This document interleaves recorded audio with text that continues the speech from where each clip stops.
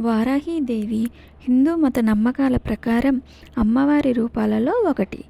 ఈమెను సప్తమాతృకలలో ఒక ఆమెగా, దశ విద్యలలో ఒక ఆమెగా కొలుస్తారు. ఈమె వరాహముఖం కలిగి ఉంటుంది. ఈమెను లక్ష్మీదేవి స్వరూపంగా కొందరు కొలుస్తారు.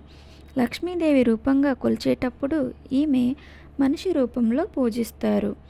ఈమెను ఆరాధిస్తే జీవితంలో ఎదురయ్యే అడ్డంకులన్నీ తొలగిపోతాయని, శత్రుభయమే ఉండదని, అపార జ్ఞానం సిద్ధిస్తుందని, కుండలిని శక్తి జాగృతమవుతుందని చెప్తారు. వారాహీదేవి పేర ఉన్న మూలమంత్రాలను, అష్టోత్తరాలను పఠిస్తే సకల జయాలు సిద్ధిస్తాయన్నది భక్తుల నమ్మకం. మరి ఇంతటి శక్తివంతమైన వారాహి అమ్మవారి గురించి ఆసక్తికర విషయాలను మనం ఇప్పుడు తెలుసుకుందాం.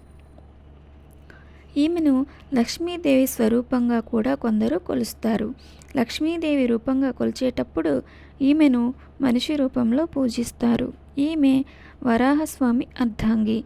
శివుడు నుండి శివాని, విష్ణువు నుండి వైష్ణవి, బ్రహ్మ నుండి బ్రాహ్మణి, ఇలా వరాహస్వామి నుండి వారాహి ఉద్భవించింది.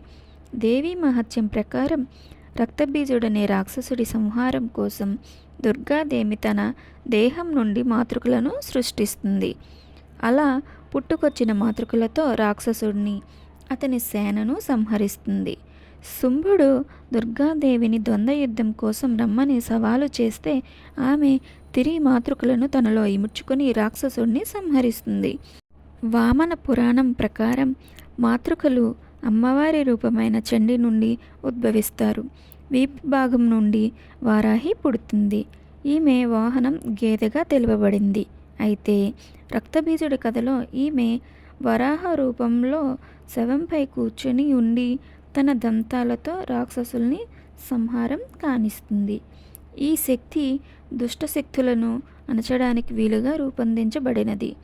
ఈ వారాహీదేవి కవచ పారాయణం చేస్తే ఎంతటి కష్టసాధ్యమైన పనులైనా త్వరగా పూర్తి అవుతాయని చెప్తారు.